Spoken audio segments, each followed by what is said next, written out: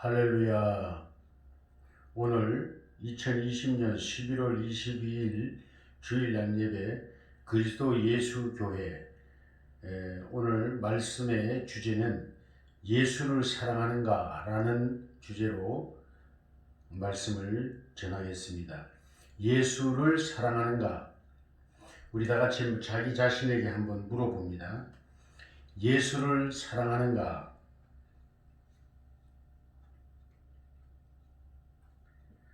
오늘 말씀의 본문은 요한복음 21장 15절에서 22절 말씀으로 기본으로 말씀을 증거하겠습니다. 제가 말씀을 봉독에 올리겠습니다. 그들이 조반 먹은 후에 예수께서 시몬 베드로에게 이르시되 요한의 아들 시몬아 내가 이 사람들보다 나를 더 사랑하느냐 하시니 이르되 주님 그러하나이다. 내가 주님을 사랑하는 줄 주님께서 아시나이다. 이르시되 내 어린 양을 먹이라 하시고 또는 또 두 번째 이르시되 요한의 아들 시몬아 내가 나를 사랑하느냐 하시니 이르되 주님 그러하니이다. 내가 주님을 사랑하는 줄 주님께서 아시나이다. 이르시되 내 양을 치라 하시고 세 번째 이르시되 요한의 아들 시몬아 내가 나를 사랑하느냐 하시니 주께서 세 번째 내가 나를 사랑하시느냐 하심으로 베드로가 근심하여 이르되 주님 모든 것을 아시오매 내가 주님을 사랑하는 줄을 주님께서 아시나이다. 예수께서 이르시되 내 양을 먹이라. 내가 진실로 진실로 내게 이르노니 내가 젊어서는 스스로 띠뛰고 원하는 곳으로 다녔거니와 늙어서는 내 팔을 벌리리니 남이 내게 띠띠우고 원하지 아니하는 곳으로 데려가리라. 이 말씀을 하시면 베드로가 어떠한 죽음으로 하나님께 영광을 돌릴 것을 가리키심이라. 이 말씀을 하시고 베드로에게 이르시되 나를 따르라 하시니 베드로가 돌이켜 예수께서 사랑하는 그 제자가 따르는 것을 보니 그는 만찬석에서 예수의 품에 의지하여 주님 주님을 파는 자가 누구니까 묻던 자더라. 이에 베드로가 그를 보고 예수께 여짜오되 이 사람은 어떻게 되겠사옵나이까? 예수께서 이르시되 내가 올 때까지 그를 머물게 하고자 할지라도 내게 무슨 상관이냐? 너는 나를 따르라 하시더라. 아멘. 오늘 말씀으로 함께 은혜를 나누고자 하는 주제는 예수를 사랑하는가입니다. 예수를 사랑하는가? 여러분 예수를 사랑하십니까? 여러분이 예수를 사랑하시는 줄을 주께서 아시리이다. 할렐루야. 주변 상황을 먼저 말씀드리겠습니다. 전후 사정을. 예수님은 이제 죽으심과 부활하시고 제자들에게 또는 그 사랑하셨던 막달라 마리아에게 나타나셔서 갈릴리로 가라. 갈릴리에서 너희를 보겠다라고 약속하셨습니다. 그리고 예수님이 부활하셨지만 이 사실을 받아들이지 못했던 제자들은 두려움에 모여서 떨고 있었고 이들은 하루 이틀이 지나자 답답한 마음에 다시 살 길을 찾아 이들의 원래의 직업이었던 물고기를 잡으러 갈릴리 바닷가로 갔습니다. 그곳에서 그들은 밤새도록 물고기를 잡았습니다만 한 마리도 잡지를 못했습니다. 그때 예수님께서 그들 바닷가에 서서 그들에게 말씀하십니다. 그물을 배 오른편에 던지라. 그 말씀을 듣고 그물을 배 오른편에 던졌더니 심히 많은 물고기가 잡혔습니다. 그것을 직감하고 깨달은 요한이 제자가 예수님이다라고 소리를 질렀습니다. 그러자 베드로는 황급한 마음에 그냥 걷어서 벗어던지고 물속에 뛰어들어서 헤엄을 쳐서 급한 마음에 헤엄을 쳐서 바닷가로 나왔습니다. 나와보니까 예수님은 이미 제자들의 시장하심을 하시고 모닥불을 피워놓으시고 그곳에 고기를 굽고 계셨습니다.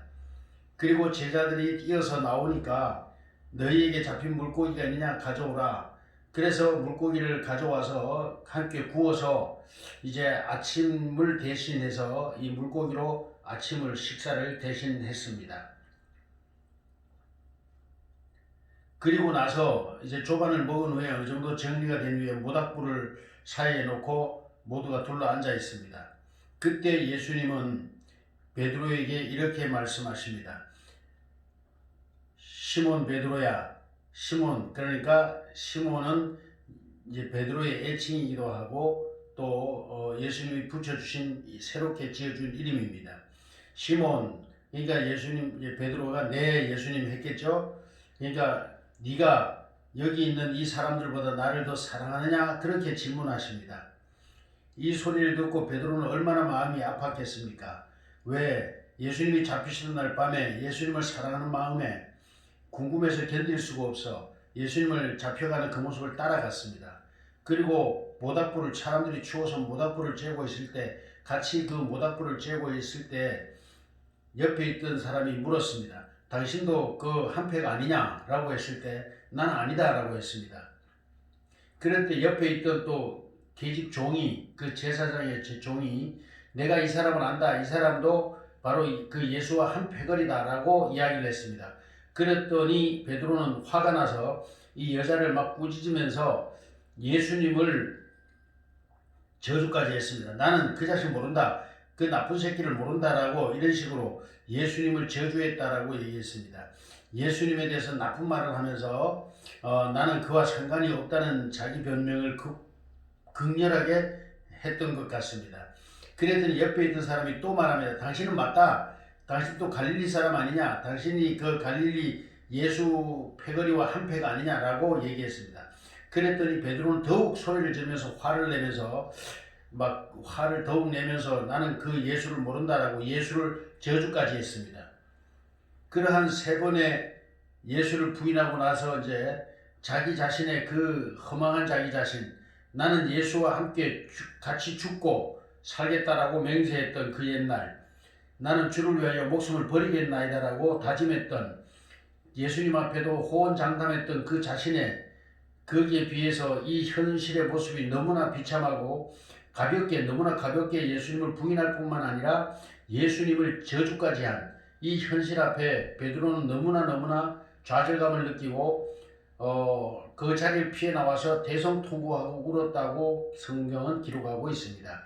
그렇습니다. 베드로의 그 상처 입은 마음, 한때 젊은 혈기에 나는 예수님과 함께 죽기도 하고 살기도 하겠다. 또 예수님이 잡히시던 날 밤에 칼을 빼서 싸우려고 그 예수님을 잡으러 온 사람들 중에 한 사람의 귀를 내리쳤는데 아마 피했겠죠. 그래서 귀만 잘렸습니다. 그리고 예수님을 위해서 목숨을 걸고 싸울 준비가 되어 있었습니다.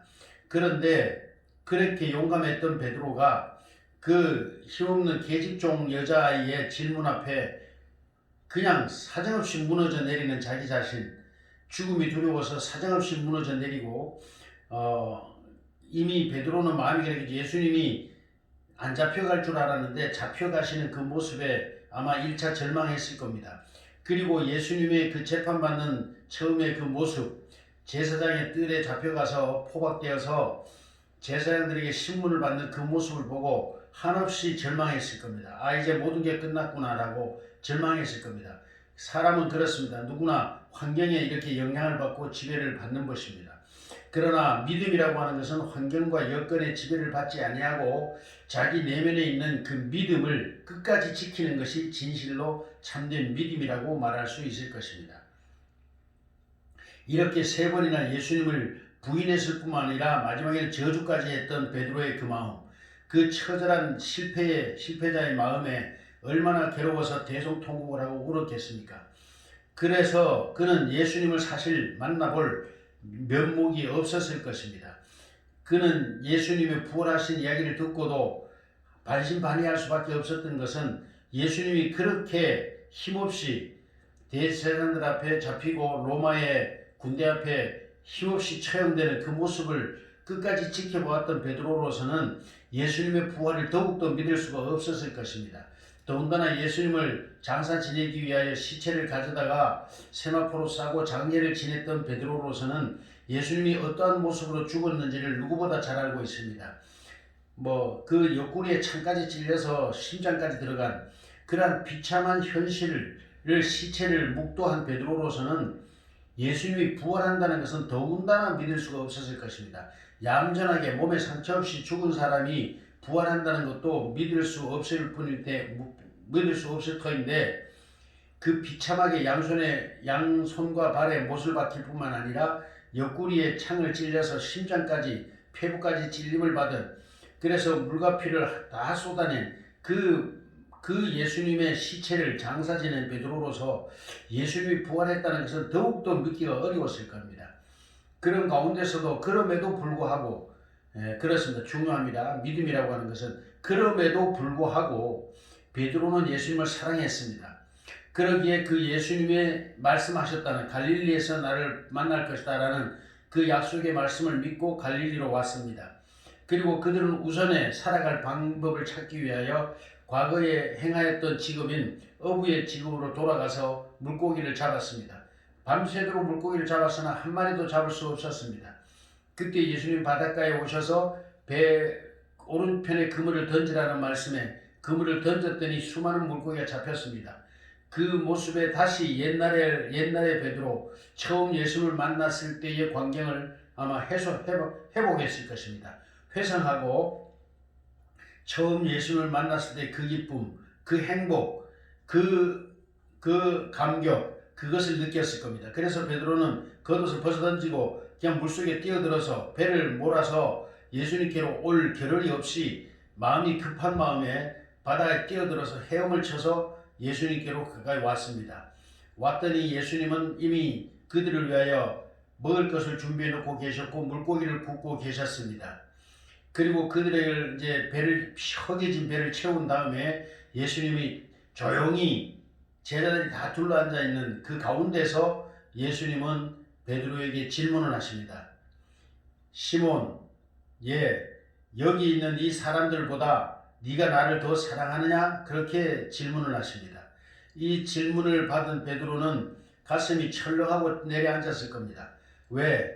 사실 예수님은 아셨고 베드로도 알고 있습니다. 내가 얼마나 예수님을 사랑하는지, 그리고 내가 주를 위하여 목숨도 내어놓을 수 있다는 것을 베드로는 자기 자신을 그런 자신을 알고 있습니다. 그래서 그럼에도 불구하고 그는 나약한 마음으로 3번이나 예수님을 부인했을 뿐만 아니라 저주까지 했던 그 순간을 아마 순간에 떠올렸을 겁니다. 어떤 마음이었을까요? 아마 굉장히 혼란스러웠을 겁니다. 순간적으로. 예수님을 사랑하는 것 분명히 맞습니다. 그럼에도 불구하고 자기는 예수님을 3번이나 모른다고 부인했을 뿐만 아니라 마지막에는 예수를 저주까지 했습니다. 왜? 자기 변호를 위해서, 자기가 예수와 상관이 없는 사람이라는 것을 증명하기 위해서 예수를 저주까지 했던 베드로였습니다. 그런 모든 상황들이 일순간에 마음속에서 뒤범벅이 되면서 베드로는 매우 혼란스러웠을 겁니다. 그러므로 베드로는 자신있게 예수님께 자기 자신을 말할 수가 없었습니다. 그래서 지혜로웠던 베드로는 이렇게 말합니다. 내가 예수님을 사랑하는 것을 주님께서 아십니다. 그렇게 말했습니다.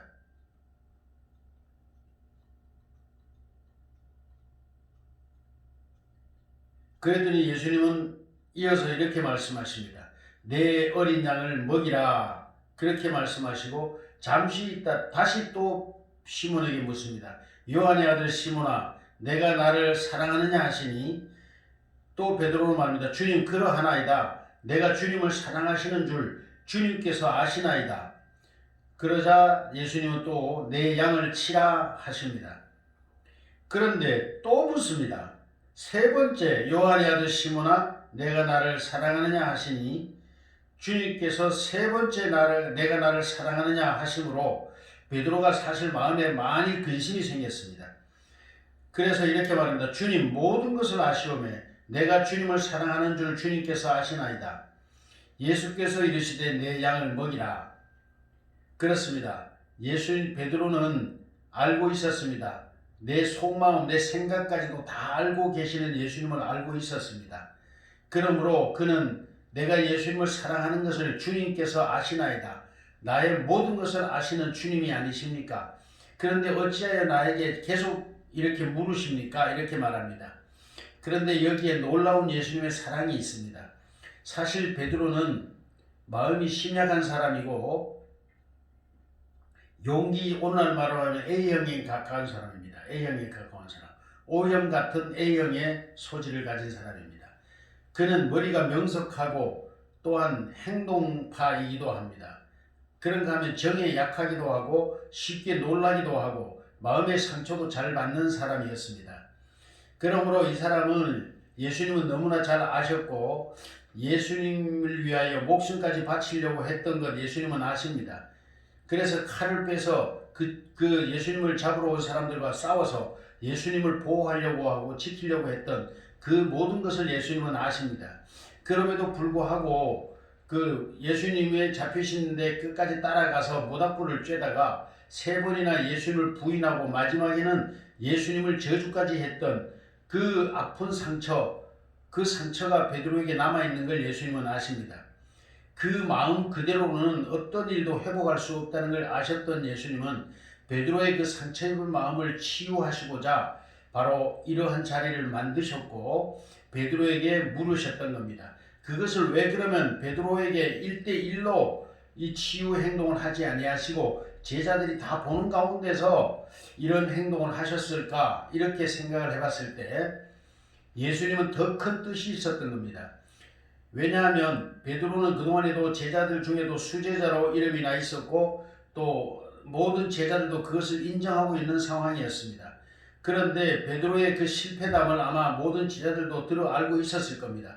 특별히 그 자리에는 요한이 같이 갔었기 때문에 요한이 이미 그것을 다른 제자들이 이야기했을 수도 있고 어쨌든 모든 제자들이 그것을 알 수 있었을 것입니다.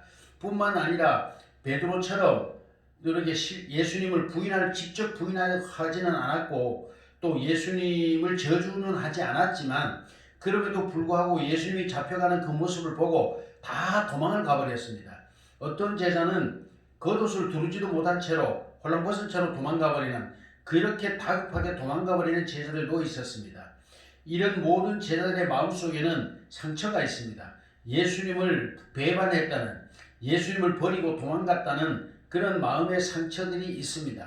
그 상처를 대표해서 베드로의 마음을 치유하심으로 이 모습을 보고 다른 모든 제자들도 자기들이 입은 그 마음의 상처, 예수님을 버리고 도망갔던, 예수님을 배신하고 도망가버렸던 그 마음의 상처들을 예수님은 치유하고자 하셨던 것입니다. 할렐루야. 그래서 베드로에게 3번씩이나 내가 나를 사랑하느냐라고 물으셨습니다. 사랑하는 성도 여러분, 오늘 이 말씀을 듣는 모든 성도 여러분, 우리는 예수를 믿고 처음 예수를 믿고 주님 앞에 맹세했던 첫 맹세 여러분 다 기억하실 겁니다. 저도 기억하고 있습니다. 저는 이 부분을 읽을 때마다 그 옛날을 회상합니다. 그랬습니다. 우리는 다 예수를 믿고 처음 신앙을 고백할 때는 주를 위하여 죽음에도 같이 가겠다고 어디에도 주를 따라 십자가를 지고 가겠다고 대부분 그렇게 명세를 했을 것입니다. 그러나 우리의 지나온 과거를 되돌아보십시오.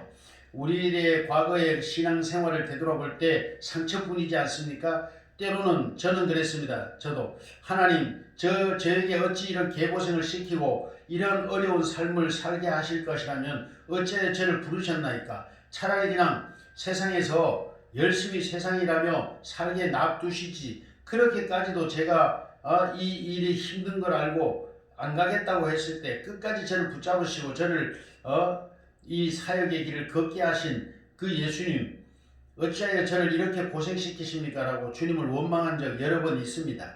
이것이나 그것이나 무엇이 다르겠습니까? 그렇습니다. 우리는 내가 예수를 저주하고 부인하지는 않았다 할지라도 우리의 마음속에 우리의 신앙의 과거를 되돌아보면 한두 번쯤 예수님을 믿게 된 것을 후회하거나 또는 내가 예수를 믿지 않았더라면 더 나았을 걸 하는 이러한 생각을 한두 번쯤은 해보지 않았을까 그런 생각을 해봅니다. 물론 여러분은 저와 같이 아니하여 정말 처음부터 끝까지 그 믿음을 온전히 지키고 예수님과 동행하고 있다면 더욱더 환영할 일이고 축복받은 여러분이십니다. 그러나 저는 그렇지 못했습니다. 베드로처럼 위험한 일을 당하지는 않았음에도 불구하고 현재의 삶이 불만스러워서 이 부름받은 삶을 후회하고 하나님께 원망을 했던 적이 여러 차례 있습니다. 그러므로 저는 베드로와 같은 그런 사람입니다. 그래서 그럼에도 불구하고 저는 오늘날 베드로와 같이 고백할 수밖에 없습니다. 그럼에도 불구하고 나는 예수님을 사랑합니다. 여러분도 같이 고백하시기 바랍니다. 그럼에도 불구하고 나는 예수님을 사랑합니다. 내가 예수님을 사랑하는 것을 주께서 아십니다. 그렇습니다. 내가 이렇게 고백하든 저렇게 고백하든 내 마음의 중심을 다 알고 계시는 예수님이십니다. 그러므로 주님 앞에 우리가 무엇을 감출 수가 있겠습니까? 베드로는 이렇게 말합니다. 내가 주를 사랑하는 줄을 주께서 아시나이다. 할렐루야. 저와 여러분의 고백이 이와 같이 되기를 예수님의 이름으로 축원합니다. 내가 나를 사랑하느냐고 물으시는 예수님. 우리는 다 같이 그렇게 말할 수 있습니다.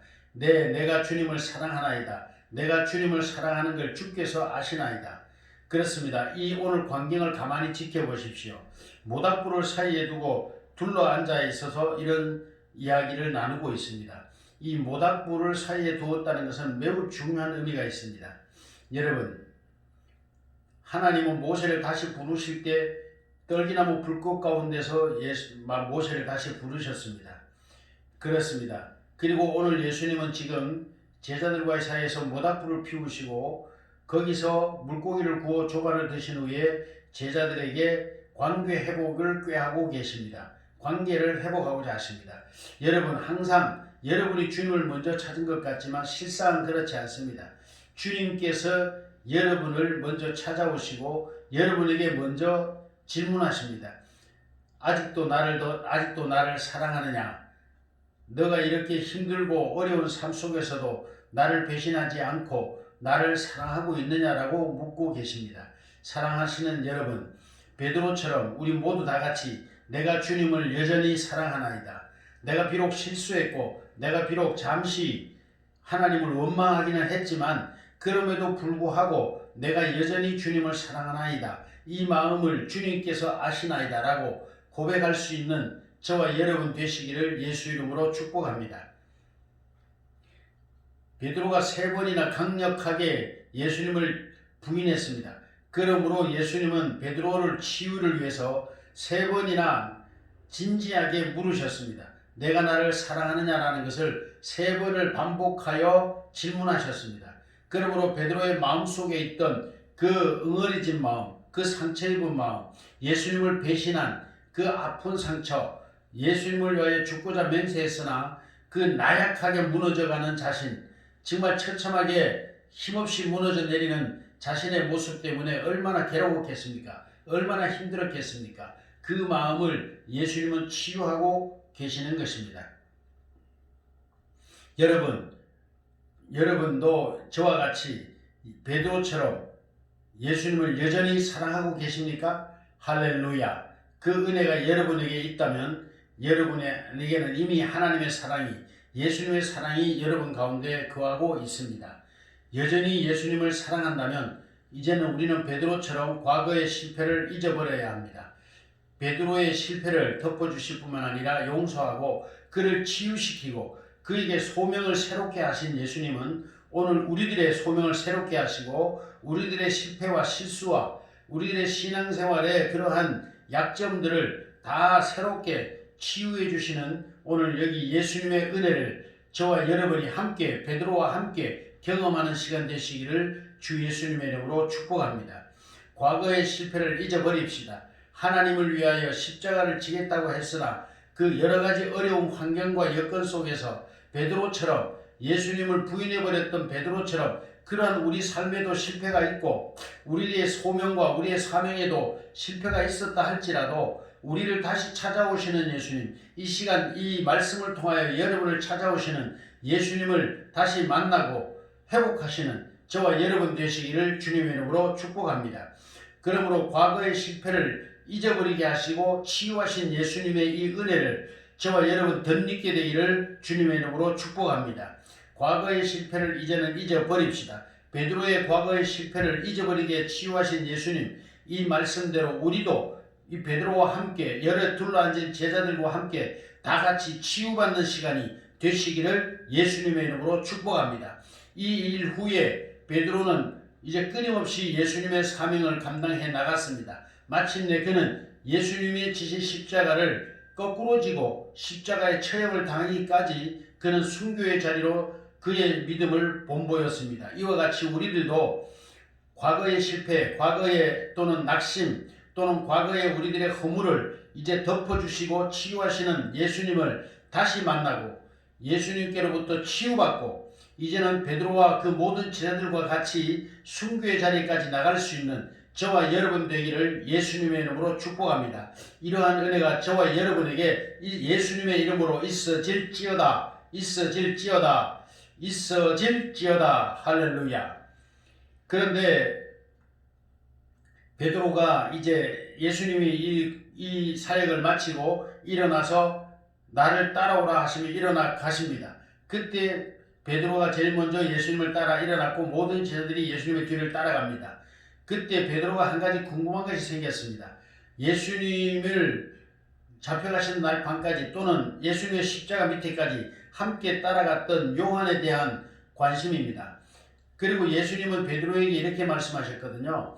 네가 젊어서는 네 마음대로 복음을 전하고 너의 뜻대로 다닐 수가 있을 것이다. 그러나 네가 늙어서는 네가 원하는 대로 되지 아니하고 네 팔을 벌리고 십자가에 못 박아 죽을 것을 상징하여 예수님은 예언을 하십니다.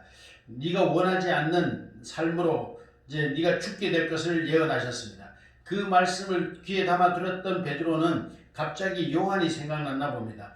그래서 요한을 가리키면서 예수님께 묻습니다. 저 사람은 그러면 어떻게 되겠습니까? 왜 요한은 끝까지 예수님을 부인하지 않았을 뿐만 아니라 또 예수님을 끝까지 따라다녔고 십자가 밑에까지도 예수님의 죽음을 직접 묵도한 그러한 요한이었습니다. 그러므로 요한에 대해서 가장 궁금했을 겁니다. 저렇게 예수님을 끝까지 부인하지 않고 승리한 요한은 그러면 어떻게 되겠습니까? 라고 물었던 겁니다.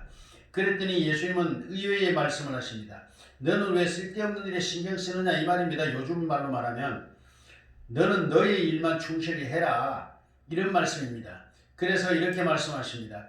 네가 그하고 무슨 상관이 있느냐. 너는 너의 일을 해라. 그는 내가 다시 올 때까지 살려둔다 한들 그것이 너하고 무슨 상관이냐 이렇게 말씀을 하십니다. 그렇습니다. 예수께서 내가 올 때까지 그를 머물게 하고자 할지라도 내게 무슨 상관이냐. 너는 나를 따르라 하시더라. 그렇습니다. 사랑하는 성도 여러분, 우리는 신앙생활하는 가운데서도 자꾸 옆에 사람 또는 같은 교우들과 자기 자신을 비교하거나 견주어 생각하는 예가 많습니다. 이것은 바로 사단의 방법입니다. 사단이 제일 먼저 인간을 타락시킨 방법의 그 원인이 무엇인지 여러분 기억하십니까? 아담과 하와에게 와서 첫 번째 한 말이 하나님과 아담을 비교시켰습니다.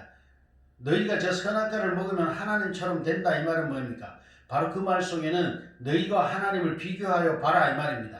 오늘날 이 말씀 때문에 이 사탄의 속임수 때문에 수많은 사람들이 삶의 좌절감을 느끼고 삶의 어려움을 느끼고 또 피곤해합니다. 왜? 나의 이웃과 자꾸 나를 비교합니다. 여러분 이렇게 고백합시다. 나는 나다. 나는 나입니다. 하나님께서 말씀하시기를 나는 나다 라고 말씀하신 것처럼 우리도 하나님께 배워서 그렇게 말해야 됩니다. 나는 나이다. 나는 나다. 한번 따라합시다. 나는 나다. 그렇습니다. 여러분은 여러분입니다. 여러분이 이 세상에 온 목적이 있고 여러분의 삶의 방법이 있고 여러분이 하나님 앞에 살아갈 삶의 방식이 다 다릅니다.